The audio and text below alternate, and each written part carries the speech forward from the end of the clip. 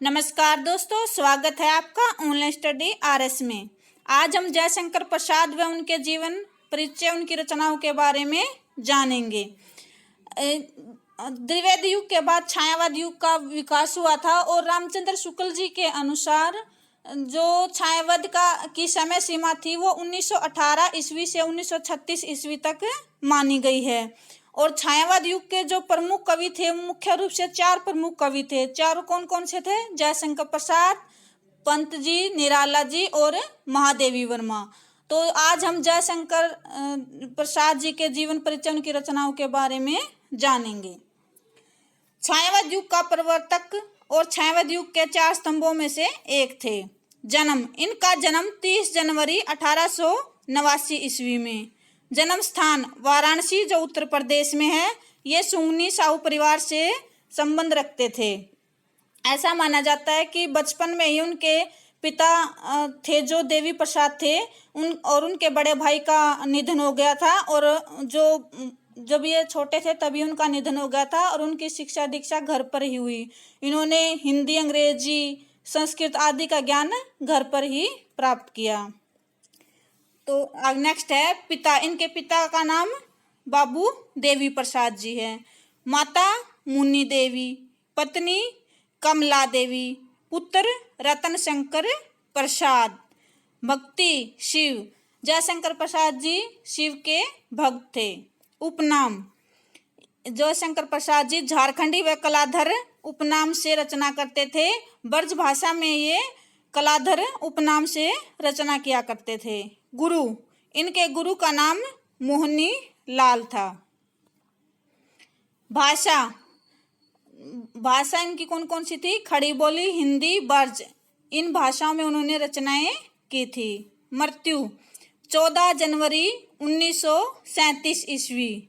इनको 1936 में टीबी की बीमारी हो गई थी और इसी बीमारी ने उन्हें घेर लिया था और इसी बीमारी के कारण इनकी 1937 ईस्वी में मृत्यु हो गई थी। नेक्स्ट है रचनाएं। जयशंकर प्रसाद की जो मुख्य मुख्य रचनाएं हैं वो देखो कौन सी हैं। सबसे पहले है उर्वशी 1909 ईस्वी में, वन मिलन 1909 ईस्वी में, प्रेम राज्य 1909 ईस्वी में, अयोध्या का उद्धार 1910 ईस्वी में, शोकोच्छ्वास 1910 ईस्वी में, कानन कुसुम 1913 ईस्वी में, प्रेम पथिक 1914 ईस्वी में, महाराणा का महत्व 1914 ईस्वी में। उर्वशी एक चंपू काव्य है और जो कानन कुसुम है यह खड़ी बोली में जयशंकर प्रसाद का प्रथम काव्य संग्रह है। नेक्स्ट है चित्राधार 1918 ईस्वी में, झरना 1918 ईस्वी में, आंसू 1925 ईस्वी में, लहर 1933 ईस्वी में और कामयानी 1935 ईस्वी में। झरना है वो झरना को छायावाद युग की प्रथम रचना स्वीकार किया गया है। इसको छायावाद का जो क्या माना है, प्रयोगशाला भी कहा गया झरना को। ठीक है, छायावाद की प्रयोगशाला माना गया झरना को। और जो आंसू है इसमें 133 छंद हैं। यह एक विरह प्रधान स्मृति काव्य है। इसे हिंदी का मेघदूत भी कहा जाता है। और जो 1935 में कामयानी है यह महाकाव्य है। इसके 15 सर्ग हैं, शांत रस है इसमें। और इसमें जो प्रमुख पात्र हैं कौन है? मन्नू, श्रद्धा, ईड़ा, कुमार। ये हमने नीचे दिखाया भी गया है। मन्नू है जो पात्र है, मन्नू, श्रद्धा, ईड़ा और जो कुमार हैं किस किस के प्रतीक हैं? मन्नू है जो मन का प्रतीक है, श्रद्धा हृदय का, ईड़ा बुद्धि का और कुमार मानव का। नेक्स्ट है नाटक। जयशंकर प्रसाद जी के नाटक हैं जो वो इस प्रकार हैं। सज्जन 1910 ईस्वी में। इसमें क्या कहा गया है? सज्जन का कथानक महाभारत से लिया गया है। इसमें क्या किसके बारे में कहा गया है? ये महाभारत से लिया गया है। करुणालय 1912 ईस्वी में। करुणालय में क्या किसके बारे में कहा गया है? हरिश्चंद्र व विश्वामित्र का पौराणिक आख्यान है। और जो ये राजश्री है 1915 ईस्वी में, राजश्री में इसका आधार हर्षचरित्र था। चीनी यात्री हेन सांग का ऐतिहासिक विवरण है। नेक्स्ट है अजातशत्रु 1922 ईस्वी में। अजातशत्रु में क्या है, इसमें 3 राज परिवारों मगध, कौशल और कौशाम्बी को केंद्र बनाकर शासकों के महत्वाकांक्षा और जो सत्ता के प्रति जो इच्छा होती है उसको दिखाया गया है। नेक्स्ट है कामना 1927 ईस्वी। कामना में क्या कहा गया है, कामना संस्कृत के प्रबोध चंद्रोदय की भांति अन्य उपदेशिक नाटक है। इसमें भावनाओं को नाटकीय पात्रों के रूप में दिखाया गया है। एक घूंट 1930 ईस्वी। इसमें आनंदवादी सिद्धांत को व्यवहारिक भूमि पर खड़ा किया गया है। यह एक एकांकी नाटक है। नेक्स्ट है ध्रुवस्वामिनी 1933 ईस्वी में। ध्रुवस्वामिनी नाटक विशाख के देवी चंद्रगुप्त के को आधार बनाकर लिखा गया है। कल्याणी परिणय 1912 ईस्वी में। इसमें क्या है, कल्याणी परिणय में चंद्रगुप्त व सिल्यूकस की कथा है। प्रायश्चित 1913 ईस्वी में। इसमें जयचंद के मूर्खतापूर्ण कुचक्र के कारण पृथ्वी का अंत दिखाया गया है। नेक्स्ट है विशाख 1921 ईस्वी। विशाख में क्या है, विशाख का कथानक कल्हण की राजतरंगिणी के आरंभिक अंशों को आरंभिक जो अंश है उसके आधार पर किया गया है।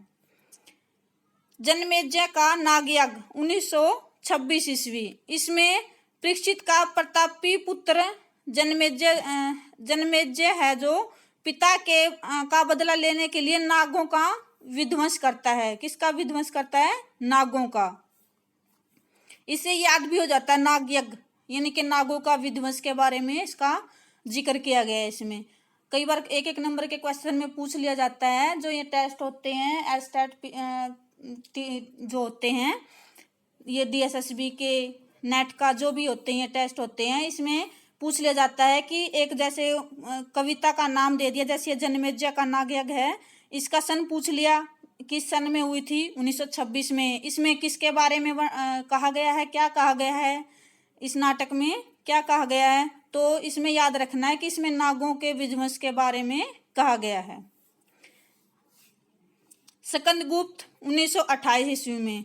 स्कंदगुप्त में क्या है, कुमारगुप्त के विलासी साम्राज्य की उस स्थिति का चित्रण हुआ है जहां आंतरिक कलह और संघर्ष उसमें दिखाया गया, प्रकट किया गया है। चंद्रगुप्त 1931 ईस्वी में। चंद्रगुप्त कब हुआ था, इसकी रचना कब हुई थी, 1931 ईस्वी में। इसमें ऐतिहासिक घटनाओं को दिखाया गया है। नेक्स्ट है उपन्यास। जयशंकर प्रसाद जी के मुख्य रूप से 3 उपन्यास हैं। कंकाल 1929 ईस्वी, तत्कालीन समाज का यथार्थ चित्रण। तितली 1934 ईस्वी, पूंजीपतियों द्वारा निम्न वर्ग का शोषण। इरावती 1936 ईस्वी, जो अपूर्ण है। ये हमने पीछे भी पढ़ा था कि 1937 में जयशंकर प्रसाद जी का निधन हो गया था और 1936 में उन्हें टीबी की बीमारी हो गई थी। तो इरावती है जो 1936 में लिख रहे थे, तो वो अपूर्ण रह गया, उनका निधन हो गया था। ये ऐतिहासिक उपन्यास है। कहानी संग्रह छाया 1912 ईस्वी, आकाशद्वीप 1928 ईस्वी, इंद्रजाल 1936 ईस्वी, प्रतिध्वनि 1926 ईस्वी, आंधी 1935 ईस्वी। ये हमें सन के ईस्वी जो सन दिए हुए हैं पीछे, वो हमने इसके साथ ही लिखे हैं ताकि कभी क्वेश्चन में पूछ लिया जाता है कि ये इसकी रचना किस सन में हुई थी। ठीक है। प्रमुख कहानियां जयशंकर प्रसाद की लगभग 69 कहानियां हैं। पत्थर की पुकार, उस पार का योगी, चंदा, देवदासी, ममता, मधुआ, छोटा जादूगर, सालवती। जो सालवती है वो अंतिम कहानी है इनकी। निबंध, इनका जो मुख्य रूप से निबंध है वो कौन सा है, काव्य और कला, जो 1939 ईस्वी में प्रकाशित हुआ था। अब इसके भाव पक्ष और कला पक्ष भी जान लेते हैं। जयशंकर प्रसाद के रचनाओं के भाव पक्ष और कला पक्ष पर प्रकाश डालते हैं। अभिव्यंजना, सौंदर्य चित्रण, श्रृंगार निरूपण, नारी भावना, दुख और वेदना, राष्ट्र प्रेम, भक्ति भावना। सौंदर्य चित्रण का एक उदाहरण जयशंकर प्रसाद का बहुत ही अच्छा है। उज्जवल वरदान चेतना का सौंदर्य जिसे सब कहते। इसमें सौंदर्य की अभिव्यक्ति सांकेतिक शैली में की है।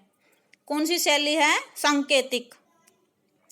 श्रद्धा का सौंदर्य फूलों, सुगंध और मकरंद से युक्त, मतलब फूलों